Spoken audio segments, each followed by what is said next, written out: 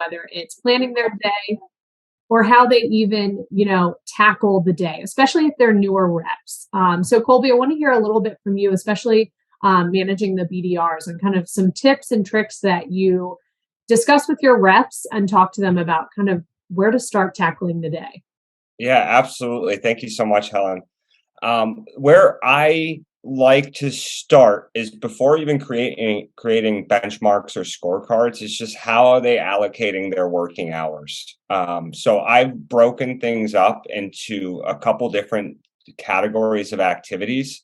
We have time killer activities, which we all have time killers throughout our day. Let's not lie to ourselves. We all have things that we do throughout the day, and that's fine.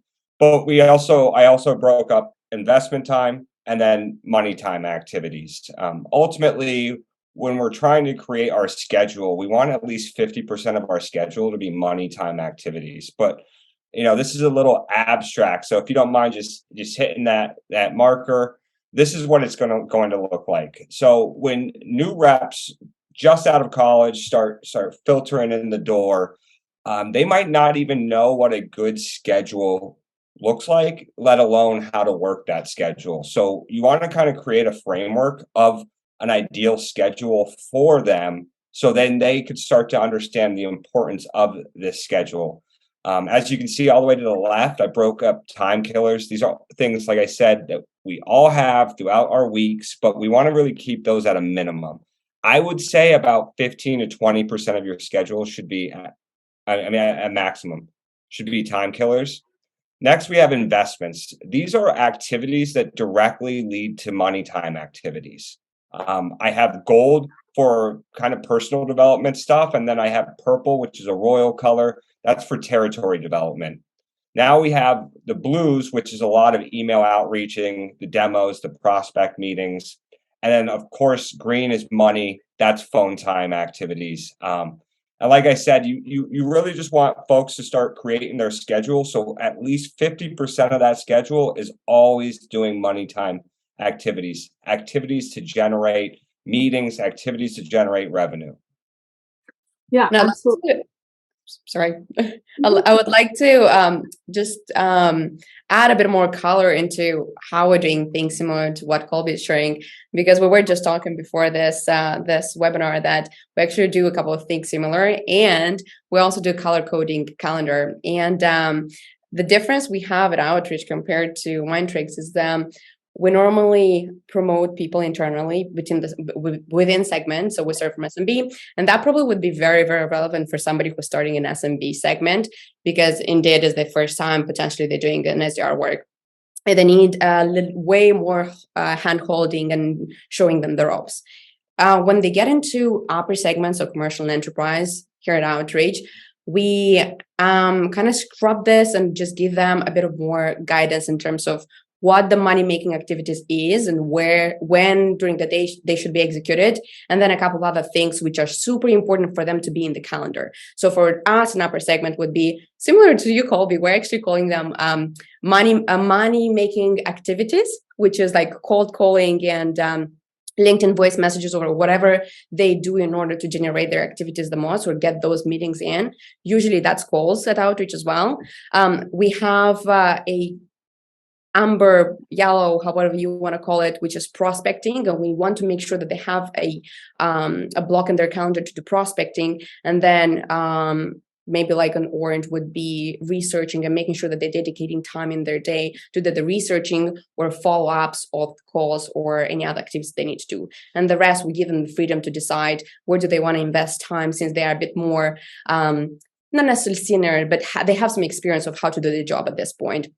So it's important for us to give the freedom to decide where do they want to invest the time when they have available. Let's say 30 minutes do you want to invest in developing yourself, or do you want to invest a bit more into researching your accounts and understanding your book of business, or there might be anything else which you think or there's your think it could help into the investment. But I love seeing that it's actually so similar, and we both see value in giving them direction how to schedule their time or what is important to have in the calendar. I think there's a term for that. Great minds think alike, right? There you go. Yes.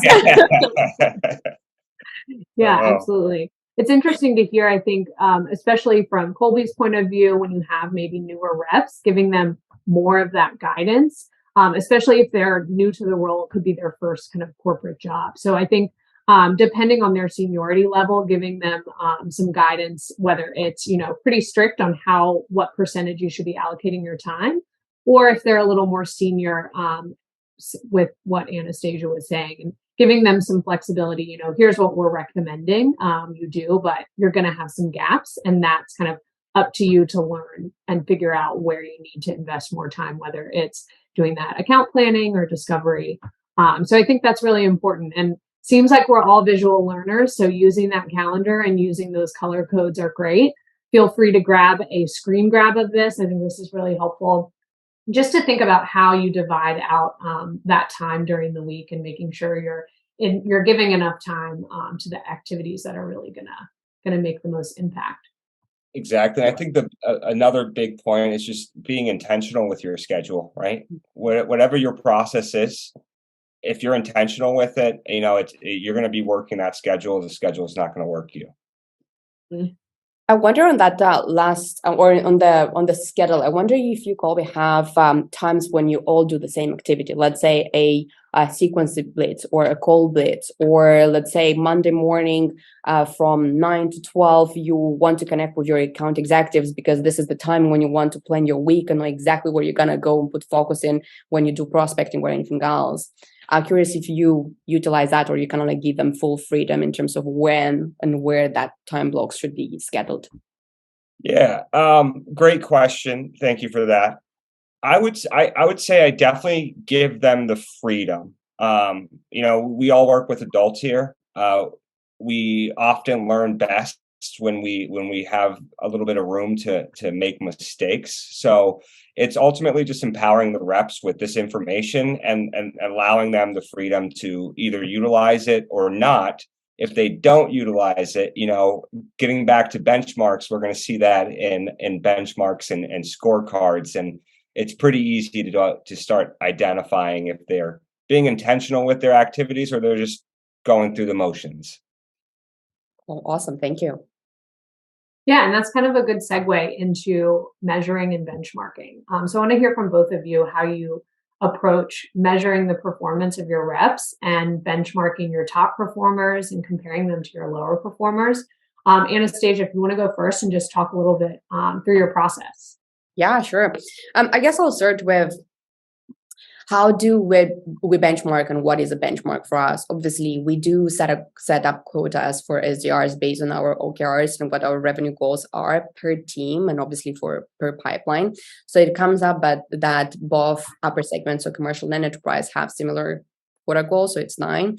So we did a reverse engineering exercise to understand on a benchmark level, how many activities do they need to do to hit those 9 sales? So we're talking about number of dials they need to execute on a daily basis, how many call connects or active conversations they need to have on a daily basis, what is more or less a conversion rate on calls, on meetings, again, to get to that 9 sales. So this is like probably our starting point. I wanted to point here that, again, because I guess I have the luxury of working with reps who are a bit more tenured or have done the role for quite a bit. I'm trying to meet them where they are, given that, okay, if I know that they are really good in emails, I'm not necessarily going to keep them accountable for also 300 dials, but I'm going to ask them to work back on their numbers and making sure that they know how many dials they need to do if they getting meetings via emails. I have another rep in commercial segment who's really, really good on LinkedIn voice messages, and this is her strategy. And she's actually getting more replies off of LinkedIn voice messages than she does on calls. So again, I'm trying to meet them in between where they are, and make sure that we both have a goal for them for dials, prospects, and so on and so forth. However, I guess the benchmark comes in very handy if a rep is behind and is not pacing to hit that 9 sales, then probably when the benchmark tool really comes in handy, and we're trying to peel to understand, okay, where potentially did we need to put a bit more effort into calling or in the basics, which we know works for pretty much everyone, where it's like a proven bullet point, let's say that it works. That's probably how do we work overall, and this is kind of like my overall strategy. And then from there, I'm kind of like making sure that I have multiple criteria or lagging indicators which I'm paying attention to, and making sure that like I have corrective actions in terms to or making sure basically like the red flags are there earlier and I can predict them, and making sure that I'm taking actions to them not in the end of the quarter, but pretty much early when they show up. Yeah, I think that's an interesting point around, having benchmarks is important, but it's not black and white and there is some gray area there. So if you are a manager and you have these benchmarks and set goals for your teams, knowing their individual strengths and weaknesses and working with them. I think that's a good point of knowing, like you mentioned, the LinkedIn example. Her dials may be a little different, and some of those numbers may look lower if you put them all on a spreadsheet and just use those benchmarks, but kind of digging into the root of it. Well, there's a more of a story there, and you can kind of work with them and not be so strict. I like that point. Colby, over to you. Talk a little bit about your process for benchmarking, how you work with reps to determine top performers, and kind of some of the math in that. Yeah, absolutely. So we certainly get paid out on stage 2 opportunities and meetings, but that's just our quota. Like, how do we obtain those? So, very similar to Anastasia, I actually given a shout out to Ryan Pearson here, because he's helped me out a lot with this, is the math of sales, right? So what is the math of sales? Ultimately, we need accounts. So we start on the account level. We start recording how many accounts BDR, SDR, ADR is adding in every single week, how many contacts from that account. And then we go from, so in a given week or a given month, 45 accounts should be added in, which are resulting in 450 contacts within those accounts. We have multiple personas that we target. And as we know, in any enterprise business, there's probably 5 to 10 economic buyers.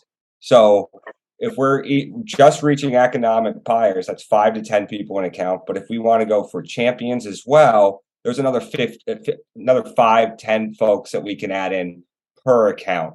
And what we're ultimately trying to do is make sure that we have enough in that upper funnel to contact. So then we move over to like calls, like how many dials are they doing? A 6-to-1 ratio should be ideal. So like every I would say 6 contacts that you're adding in, you should have like some conversations with those folks. But dials, like I said, dials lead to conversations. We need conversations to book meetings. So this is another thing that we're benchmarking. Meetings, whether they're DQs aren't a bad thing. I want to squash that stigma. Shout it from the rooftops. Yeah. DQs are actually, we've noticed that a DQ today in 6 months could be a closed win opportunity for us. It means that we're doing our job. We're qualifying these folks in or out. But meetings ultimately lead to SQLs. And these ratios aren't stone, right? These ratios change from industry. I mean, these ratios prior to 2020 and then after 2020 are probably different as well, right? So what I like to do is collect this information over 8 weeks. And then that's how I'm benchmarking my team, is once I grab the averages of folks, I grab the average of the team, that those are going to be the new benchmarks for the next 8 weeks. But I record all this data, and this data, it's not meant to be managed, but it's meant for temperature checks, right? So we're taking temperature checks on each one of these categories. If I see a low number of accounts being added, that's a high temperature for me. So then that's where I dig in at.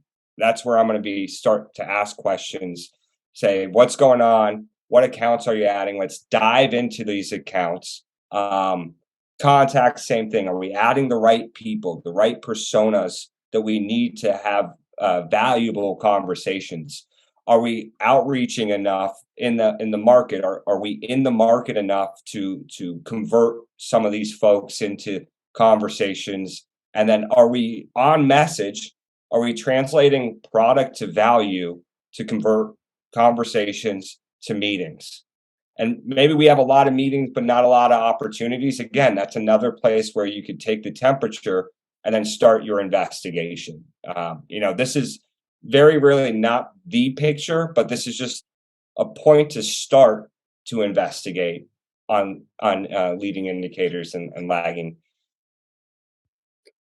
And I love it that it's actually, again, quite similar to how we're doing in one of our benchmark, and we thinking about our business very similar to what you just took us through, Colby, starting with how many accounts do we need to have at any point in our book of business and in active sequence to make sure that we have enough pipeline, basically not only to have activities, but be successful at the end of the month and generate what we need to generate. And literally our the entire funnel is similar to yours, slightly different numbers, but very similar. So outreach is doing good then, right? Yeah. That's what you're saying. You guys are doing good. Awesome. That's great. Yeah, so talk a little bit about that process of kind of discovering where some reps may be struggling, where those gaps are, and what you're looking for. Because I think it's not, like you said, it's not always black and white. I think there's cases where you have to dig a little deeper. So walk us through kind of your process of when you're looking at the numbers versus having a conversation with the rep and trying to figure out kind of what those gaps are or those leading indicators. Deal. Actually, would you mind just pulling up one of the scenarios for me? You can pick any scenario and we'll just walk through it together. I think that would be extremely helpful. And I'll let you pick out random. Which scenario do you want to pick, Helen? It's up to you. It's up to you. All right. Struggling Stan. All right. Good one to start off with. Now, we only have 3 weeks of data here, but I think 3 weeks is a good amount. A good place to start, and you have to start somewhere, right? So struggling Sam, the first thing that's on this scorecard, the first 2 things are overdue meetings and rescheduled meetings, because we want to keep track of those. So overdue meetings we're waiting for a response from an account executive, which is an important piece of our relationship. We want to make sure that folks are flipping things in a timely manner. There's a million and one ways to do commissions. We do it on a monthly basis, so we have to make sure things are flipped over in a timely manner so folks can get credit, but also rescheduled meetings. Rescheduled meetings is a very important thing to track to see how on message our reps are. If they get a high amount of meetings, but also a high amount of rescheduled meetings, it kind of indicates to me, are we the easiest way to get rid of a salesperson over the phone is to agree to a meeting. So we have to make sure to do our due diligence and that we're not twisting people's arms, but they actually see the value of our next conversation. So those are the first 2 things I like to track. But as we're looking over struggling Stan here, we see I have targets up on the left-hand side. These targets are going to change every quarter, probably. It's just where are our teams at, how effective are folks operating, things of that nature.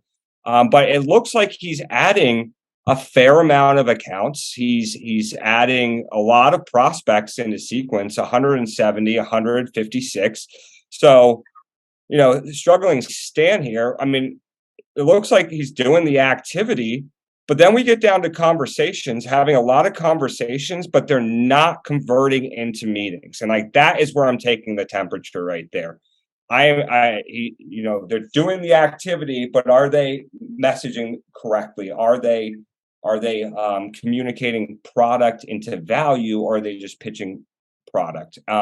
So immediately I'd go into our call AI, which is something that Mindtickle has, and I'd start reviewing call scores. If I'm seeing a lot of red on their call scores, Mindtickle makes it pretty easy to go into these calls and find out where we're losing folks, where questions are being asked and maybe not answered, things of that nature.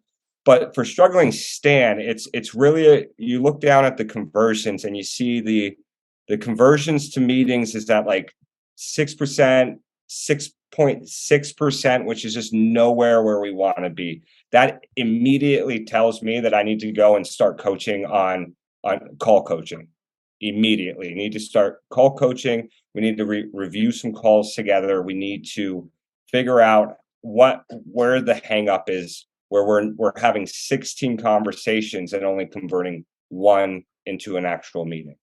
Mm-hmm. Yeah, I think the call reviews is good. Being able to first surface who you need to focus on, because you're not going to be able to review all the reps calls. So how can you use some of those leading indicators like conversions to meetings to start to surface, okay, I need to focus on this subset of reps and go look through their calls and dig a little deeper there. Yeah, and how I surface it is just through here. If we move to a high producing person right now, we will be able to see that they are probably converting a lot of conversations to meetings. Their meetings are probably going to be converting into stage one opportunities. And if those aren't converting into stage one high performing Hillary, this is a great person to contrast struggling Stan with. We see that high performing Hillary is adding, she added eight accounts last week or the weekend of September 23rd, but she's adding less accounts than struggling Stan, adding less people. So that's an indicator to me as that she's booking meetings, that she's really on target, right? She's very targeted in her approach because she's adding less folks, making the same amount of dials and emails, but having less conversations, but converting more meetings. So she's pretty good with her messaging, but where I see lagging, I'll see Anastasia. Do you see any cause of concern on high performing Hillary? She's converting. She's converting conversations to meetings to conversation to SQLs and SQLs to stage twos. So my probably first question will be calls to conversation. It means that potentially your high call connection rate is quite low. Wondering if she actually makes sure that her data about her prospect is actually good enough. So she actually has a fair chance to get those prospects on the phone. Or maybe this is a contrast for me because like ours is around 9 and I keep my reps accountable for that. And if somebody is at 5, that'll be ring bells for me. Share your secrets because I want to get that number up to 9. Right? Share your secrets. That's a great point. What I was looking at was the rescheduled meetings. So 3 and 3. So up here at the top, it looks like she booked 4 meetings, 9/9, and then 3 of those meetings went into a reschedule the week after.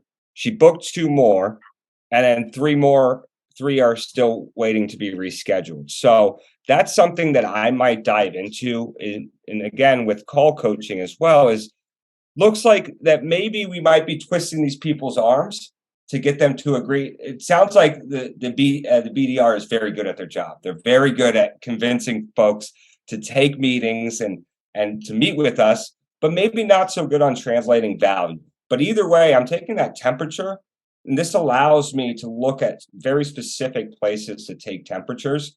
So I could be very direct with my questioning then is how are we ending these calls? And that's probably what I'd ask in my coaching for Hillary is how are we ending these calls? Are we getting a firm commitment? Are we reaching the right people and translating the right value? Are we uncovering the right challenges so we can overcome those challenges with value statements? Mm-hmm. It's interesting. I look at my file and I pretty much track the performance of all my reps every single week as well, just again to give me a pulse check on the health of every single rep. And my KPIs are slightly, like the KPIs I'm looking at are slightly different than yours. And if Hannah, you can, Helen, you can pull potentially the last slide, the KPI for reps. I'd like to just show the comparison and what we're looking at. But this is very, it's similar, but also I use this heat map like that. But just saying, like you take the heat, I kind of created in a heat map, if you will. Probably literally in a heat map. So I'm compared to you, I'm trying to kind of like zoom out and not only look at leading indicators, which leads to performance, but also at some leading indicators, if you will, about their the word is slipping now, some sales competencies potentially. So I have like a mix of them, which for me is important. For example, some of the numbers or the KPIs you have in your document, for my team, they're quite fairly similar week over week and quite the same. So for me, it's not that important. But I'm definitely looking at, for example, how many meetings booked they have this week and how many are upcoming. So that's giving me a good indication of the health of where do they actually stand, or do they have a path to quota, as we call here at Outreach. Other things I'm looking at is call connection rate. So if you're looking at my call connection rate per reps, around 9, 10, 10, 16, 18, depending. So that's why potentially that jumped out to me straight away. Yeah. It's because I know that if somebody suddenly normally my entire team has around 9 to 10% connection rate and somebody has 5, that will be like, hang on, what are we doing wrong here? Do we call at the wrong time? That the prospects are not actually not working anymore? Were we calling too early? Were we calling, I don't know, just like not the right time? Or maybe our data is not good enough and they're not doing the extra mile to go and really find a direct dial or make sure that to validate their data they have on the prospect level. So that is key for me, just to make sure that I'm not having objections from my reps and go, I know I've done 100 dials today, but I didn't manage to speak to anyone. Well, let's look at why are you not speaking to anyone? What is potentially the problem there? So that's something quite important for me. I'm pretty religiously looking at that. Call conversion rate is huge for us because it tells me about their competency on the phone. And then if you look at so for example, one of my starters or people who you have here with orange and yellow, it shows me that, okay, like this is a reoccurring situation and we're not having a bad week here. We're having a couple of bad weeks and I need to sit down and doubling down on call reviews and role practice or pitch practice, where that might be. And then I spoken earlier a bit about the health of the pipeline. So that's why to me, I'm religiously looking at how many prospects did we add every single week? Are we pacing towards that minimum of 50 threshold or not? So I know that there's not a risk of them running in a situation where they don't have enough activity to execute on or not enough prospects to get to that 9 sales. A trend which I'm seeing, especially with the new reps coming on my team or external hires, is that they would come into the team, do a lot of prospecting. They'll be in life on the prospecting and they'll forget that actually I need to be consistent with prospecting, and they will dig themselves into a situation where they don't have enough prospects to get to those 9 sales. And that's not a good position to be in. So that's why I feel like it's important to just have a pulse check on the health of the pipeline. And then a couple of other things which is important. I want to talk to the audience here is about overdue tasks and positive sentiment. I was just about to ask about overdue tasks. Yeah, I find that really good. Like that you track that is, I'm just going to let you know, if there's any of my employees on the line, this is going to be in next week's one-on-ones. We're adding overdue tasks. Yeah. So here's why I work towards making sure that the overdue tasks are close to 0 at the end of the week. There is a point why we're putting our heads together in building a sequence. There is a point why sequence has multiple touches and it's over a specific period of time, and you have touch points over X amount of days. And we want to make sure that you're actually executing where those sequences are executed fairly and we're building momentum in the account. There's no point for a prospect or for us to reach out to a prospect today and send them or have 3 touch points with them on LinkedIn, voice messages, a call, an email, and then not do anything with them for like 5 days. That momentum is lost. I want, especially the tier 1 prospects and tier 1 accounts, for us to have as much as for them to have outreach top of their mind. And to me, it's super critical that we're executing throughout the sequence. So that's why I guess I'm super big on making sure that you're doing all your activities on a daily, weekly basis. And then the last one for me, it's positive sentiment. And why this is important, it gives me a pulse check on our competency on writing good emails. And Colby, you probably know this very well, that in upper segments, if you're not personalizing well, don't write emails. There's no point in writing emails if there are a highly automated or similar to 1,000 other emails a CRO receives.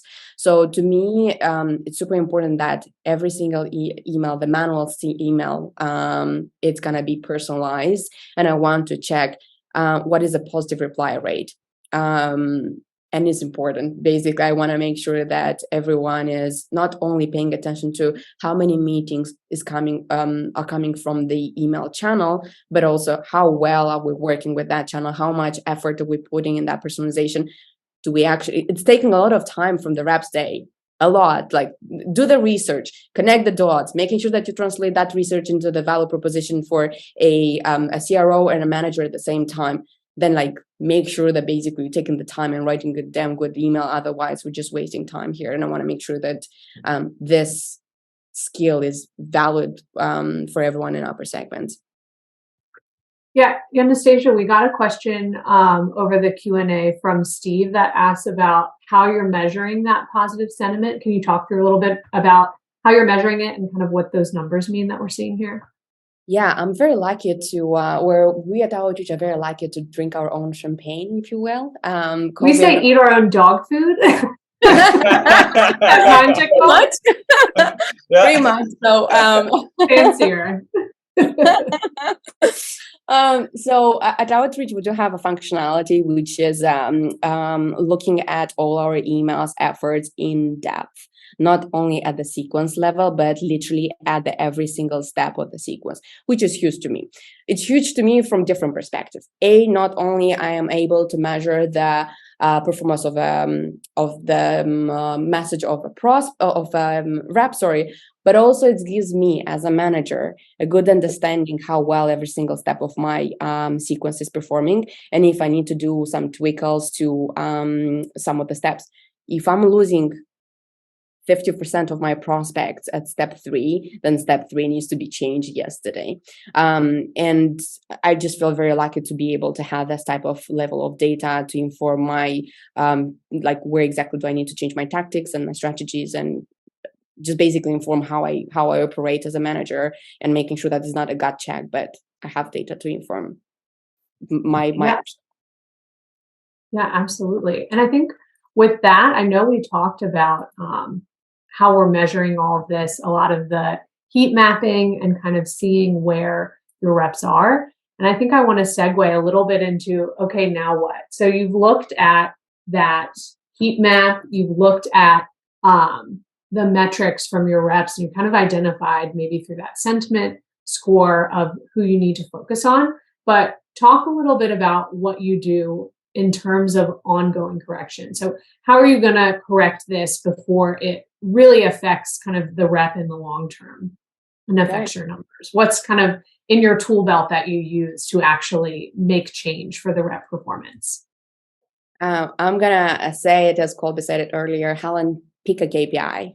Pick a KPI and we'll talk about specific. I guess let me just pick one of my, which I have here in front of me, is the same file which I shared before. So for example, on positive sentiment, since we had a question on that, so I'm going to take and develop this topic. On positive sentiment, if I have 2 or 3 weeks, a positive sentiment reply rate below 30%, that means is a clear issue that one of my reps are not doing a good job on personalization. Funny story is that sometimes it's not a skill gap, sometimes it's a lack of effort. And with some of the reps, we're looking back what's happening next. We're putting a session where I'm asking my reps to bring 3 emails, which they've written this month, which we're analyzing, and take me through them. We have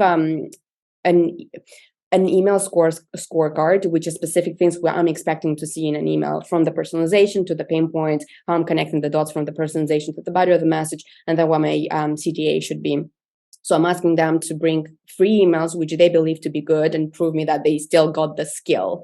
And then if the skill still is there and they're coming with 3 great emails, but my data is saying otherwise, then I'm saying, okay, let's go into the Outlook and see what emails have we sent this week, and randomly just pick a couple of them and really understand if it's a lack of effort and where we're focusing on numbers, or is actually a skill gap. And then it's a skill gap. I'm retraining them on the expectations on the email, and then how do we take the nuggets from their research and I'm converting that in a value proposition for the prospect I'm speaking to. If you want to, yeah, that's probably how it's looking when I'm seeing positive sentiment reply rate below 30% for more than 2 weeks. Yeah, I like that. Not always a skill gap, could just be a lack of effort, and it could just be a conversation where I know you have the ability to do this, and you're just slacking off a little bit, and it's kind of a frank conversation around that. And it may not require more time in retraining. They may not need that. So why waste their time? Yeah, I like that. What about you, Colby? What are some tools that you use to kind of correct actions, and maybe some examples of how you've done that?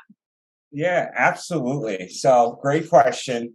I would say, we'll go through a live example right now that we're going through. So through our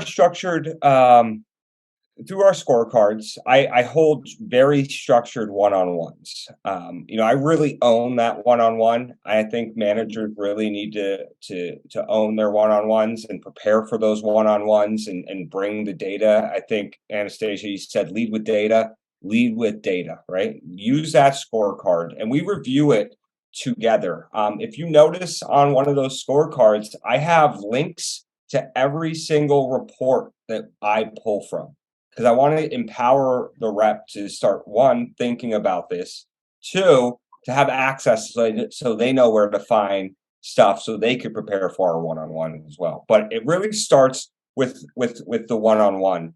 And as a manager, as you go through, you can start to identify, hey, maybe this is just Shelly's problem or Stan's problem, or this is a bigger issue amongst the whole team because we're missing this one key persona. So just recently, it starts with the reps having troubles, us as managers identifying that in our one-on-ones, then coaching against it, communicating with our enablement half.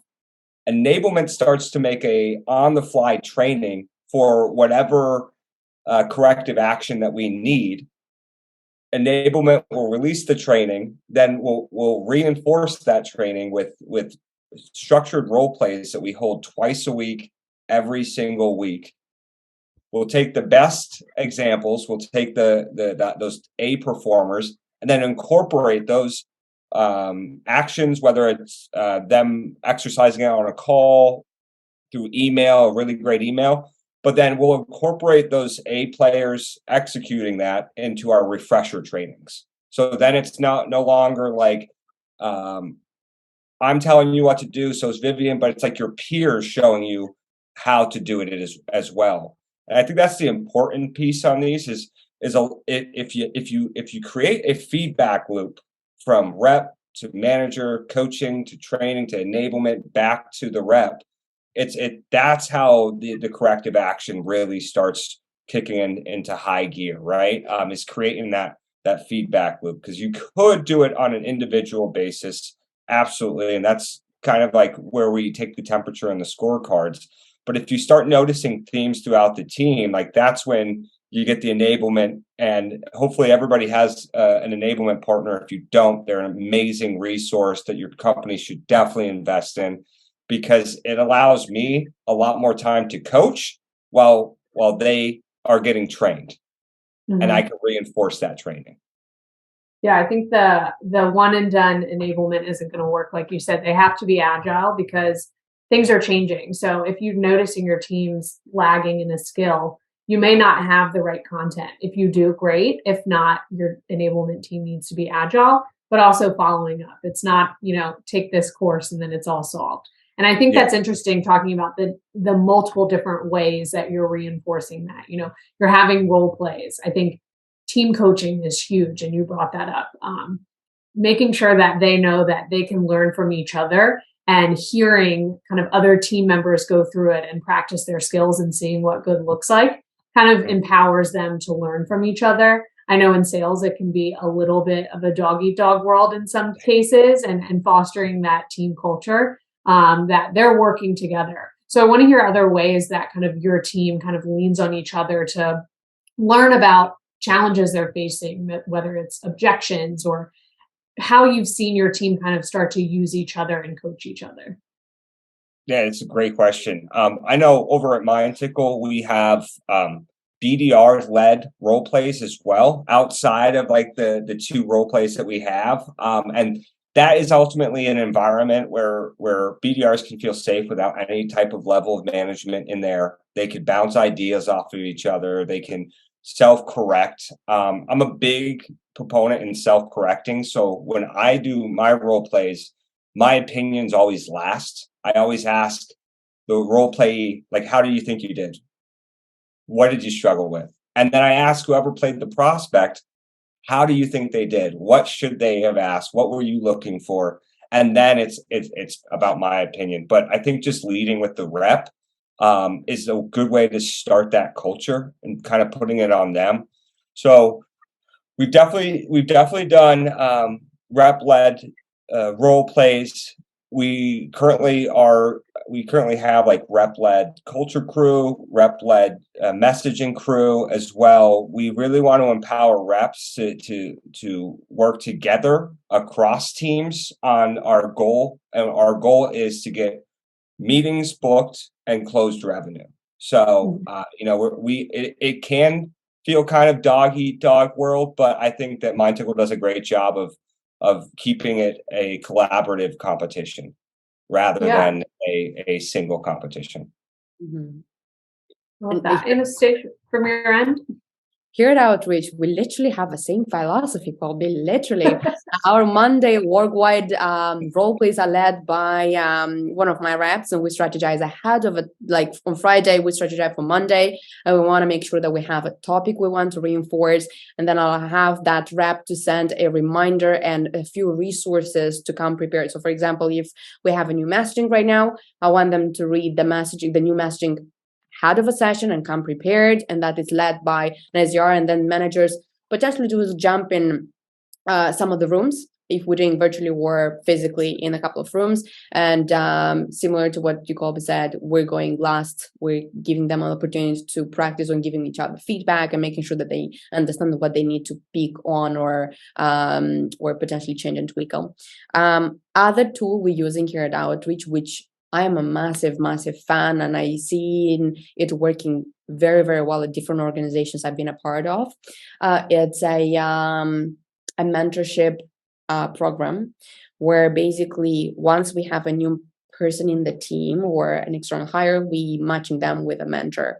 And this is working so well for us from different reasons. Not only it's helping them to integrate in the new team so much more faster because they gaining a bestie, if you will, but also it gives them an opportunity to work and ask any questions to a more tenured rep and literally just share that knowledge. For the tenured rep, this is fantastic because they now feel a bit more empowered to share what they gained throughout the last year, for example. And for the new rep, it feels like, okay, like I just have another extra resource I can go and ask, and I don't need to feel uncomfortable potentially to go to my manager 5 times a day.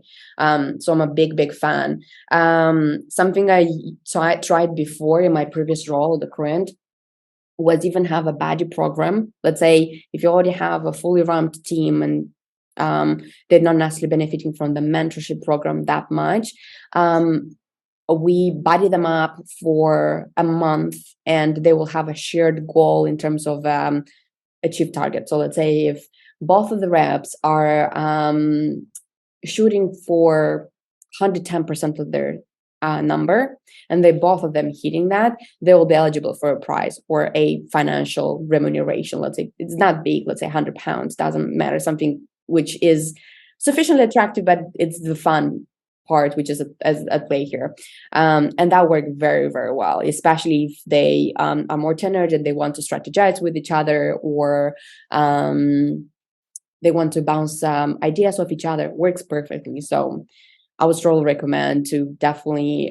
create a culture of working together with each other at any point. Doesn't matter if that's role plays or keeping each other accountable for hitting quota. Awesome. Kind of pairing people up and kind of empowering each other to work together. That's great. I love that. Well, I know we're coming up on time.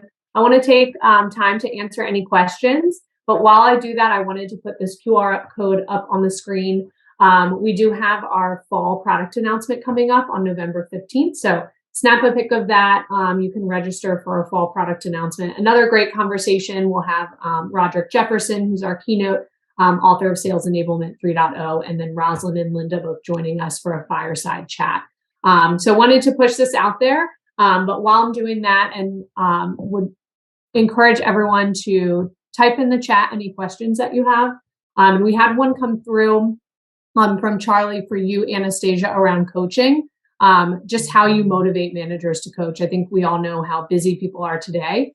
So wanted to hear a little more about that. I'm not really sure if it's a motivating aspect. It's in my calendar with all my reps once a week and is a non-negotiable. It has to happen. It's similar to one-on-one. We know we're having it. We're super big on, like, our philosophy, and my philosophy personally is practice makes it permanent, not perfect. And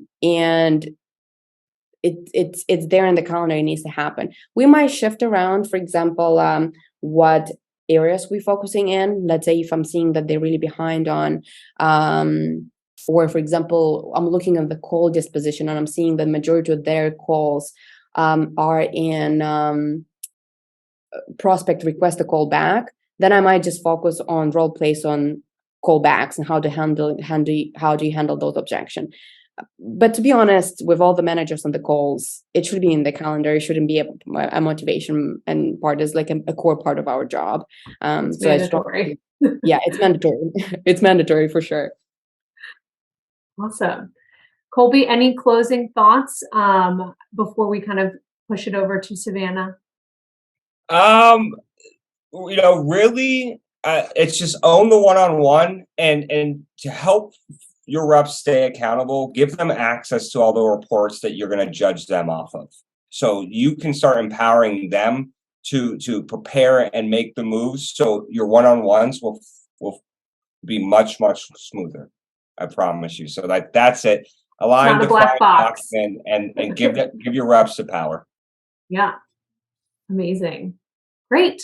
Well, thank you both so much. With that, I'm going to pitch it over to Savannah. I just want to give a big shout out to Anastasia, Colby, and Helen for setting aside some time for the community today and sharing all this good stuff with us. And again, thank you all so much for tuning in, and we look forward to seeing you at our next one.